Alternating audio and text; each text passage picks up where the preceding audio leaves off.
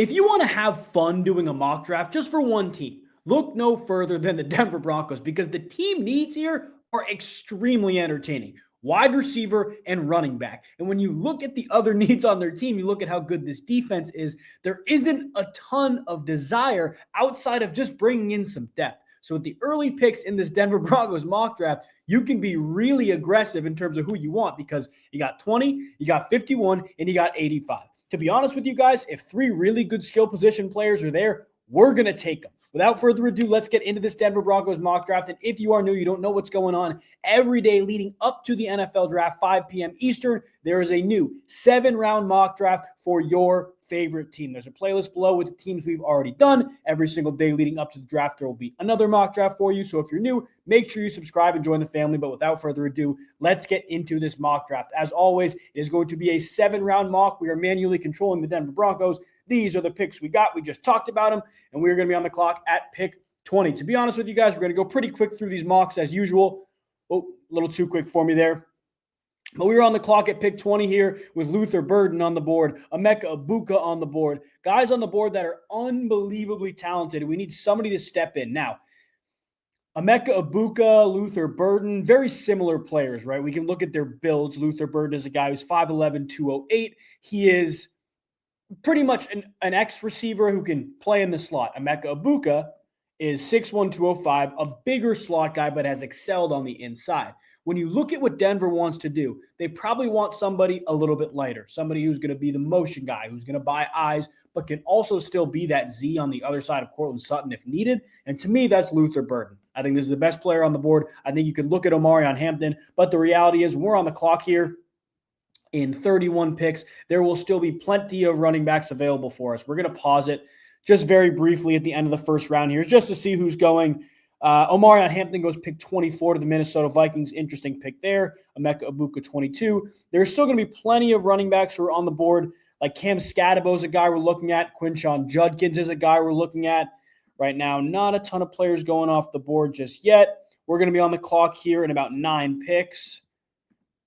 Caleb Johnson goes off the board, but we're on the clock in 5 picks. Falcons don't need a running back. Dolphins don't really need a running back. So we should still be able to get a really good running back, especially looking at the guys who have gone already. Nobody really in the top running back world has gone. We're going to get somebody really good. Right before us, no running backs go again. Looking at the backs who are on the board right now, we have Cam Scadabo, we have Quinshon Judkins. The reality with the Denver Broncos, Sean Payton's going to want a guy to step in and take 10 to 15 carries to do the dirty work. And it's not going to have to be that pass-catching guy because you look guys like Jaleel McLaughlin, that can be the main third down guy.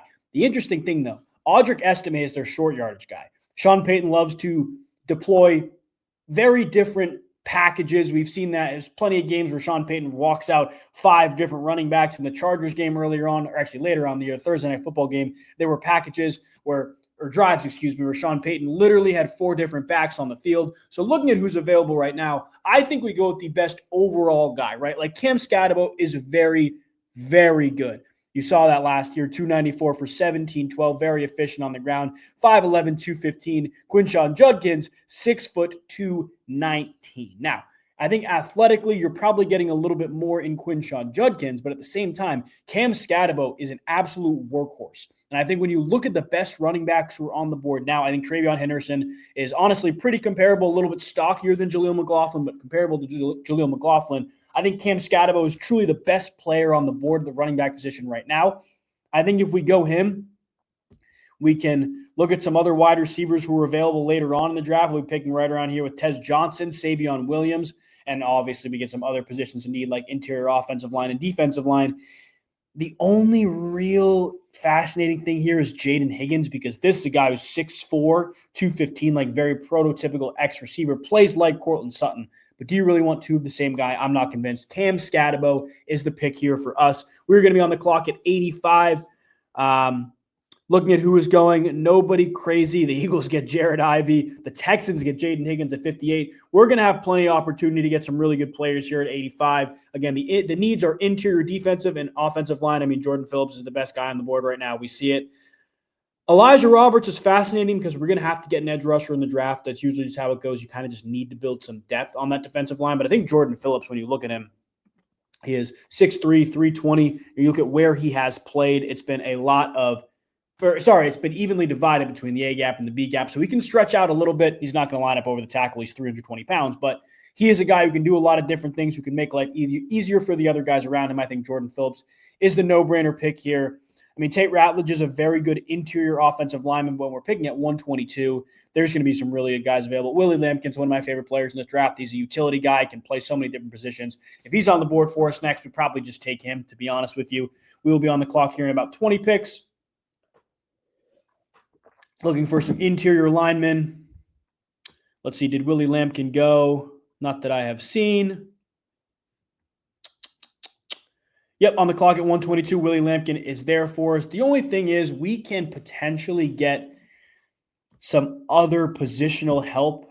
Like Mello Dotson is a good man corner. We don't necessarily need a corner, but he's a good man corner. I honestly think we need more help offensively than defensively. So I think when you get a guy like Willie Lampkin, who's played right guard, left guard, and a full season of center in 2022, it's really hard to pass up. My only thing is, there are teams that want to trade up. I think we could get Willie Lampkin a little bit later. Like, could we move up a bunch? We could really move up 132. Like, we could really move up trading with a team like the Buffalo Bills, and the reality is Willie Lampkin might be there for us. If he's not, we go somewhere else. But that's a risk we take by potentially – we can probably move up 2 different places, right? Not there. We'll offer this. Let's see if this works. Okay, so we're moving up in 2 spots and trading down 10 in the 4th round. Let's see if Willie Lampkin is there for us. Okay, so he goes a couple picks before us, but there's still some really good players on the board, and we just moved up 2 spots in the remaining rounds, which is totally fine. There are plenty of good players on the board. Chase Lunt is a guy who's played all right tackle all 3 years, has been very, very good at doing it. I think when you look at the interior offensive linemen that are available, a guy like Seth McLaughlin is going to be there for us a little bit later, and that is probably the way we go. I think when you look at the Broncos depth chart too, the guard position is pretty good, and there's a little bit of depth there as well. I think center is probably the only – I'm not even going to say the only – it's the biggest question mark on the offensive line. Not to say it's not good, but you can look at a guy like Seth McLaughlin, who's played center, who also can do a lot of different things in the run game and the pass game. That could be a guy that you want to add to your team a little bit later on. And now you can go get a guy you can get a guy to step in and be a depth piece in your defense. To be honest with you, I think it's Ahmed Hassanain. I think he's get after the quarterback type guy. You can look at his build. 6'3", 271, largely plays outside the tackle, a little bit over the tackle, but a wide 9 guy who can pin his ears back and get after the quarterback. That is going to be huge for this team in terms of depth. We're going to be picking at 169 and 170, so we'll have multiple opportunities to get some interior offensive line help, maybe another wide receiver, seeing who's available. We don't really need tight end depth. Well, we have Evan Engram now, but do you really trust Adam Troutman, Lucas Kroll, and Nate Adkins? I'm not convinced. I think it's really interesting if you want to go look at Kyle Monangai, who's another running back who can come in and immediately contribute. See, we get unlucky. Seth McLaughlin goes 2 picks before us again. Interior offensive linemen that are available.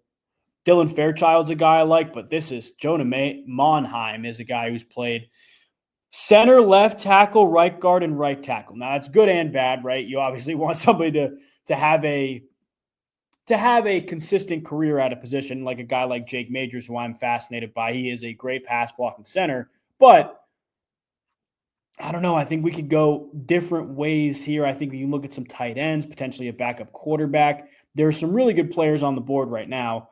Tyrion Ingram-Dawkins is another guy who can get after the quarterback, but we just drafted Ahmed Hassanain, so I don't think we go edge rusher right now.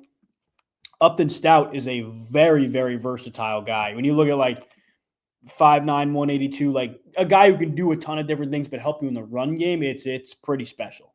Played a lot of corner, played in the slot, has lined up and blitzed a lot too. He literally has done everything, and I think this is a guy who you could bring in and have immediately contribute on that defense and sub packages. Now we're on the clock again. Look, I think Nick Nash would be some really good wide receiver depth for us. Obviously, the production was unreal last year, but you look at the other receivers outside of like A.T. Perry, like no bigger bodied guys, at least that I can see. And I think, there are some other receivers in this draft, but Nick Nash, 6'3", 195 with the type of production he had last year, 1,382 on 104 catches, 16 touchdowns is undeniable. Now with our last pick, 197, we do kind of have to prioritize interior offensive line, almost force ourselves into doing that. But looking at who's available, Jake Majors, the guy we just talked about, who is a starting center for 3 years, who's played really, really good football, played a lot of football, can pass block. He's a solid guy and has led an offensive line for 3 years. We'll take Jake Majors and close out our draft that way. We will be recapping this draft very shortly. Let me know what you guys thought of this draft so far. Give me 30 seconds, and this draft will be officially graded for us. But again, if you're new and you enjoyed this video, make sure you leave a like. Make sure you leave a comment on what you would have done differently. However, let's pull this draft up and grade it. We have received an A-, top 18% of Denver Broncos drafts. Cam Scatabo coming in to potentially start at running back. Luther Burden, Jordan Phillips, Ahmed Hassanein, Upton Stout, a guy who can do a lot of different things, Nick Nash, and Jake Majors. I personally like this draft a lot. I think when you look at the overall skill position players that the Denver Broncos need, we're crossing a lot of those boxes. I think we did a really good job getting wide receiver and running back help for a guy like Sean Payton who could potentially need it in that offense. Bo Nix gets some help as well. I like this draft a lot. I think highest percentage draft we've gotten so far. Again, make sure you're tuned in and subscribe for the next mock draft that will be coming out when you're watching this at least, but Tuesday at 5 p.m. Eastern. We will see you guys next time. God bless.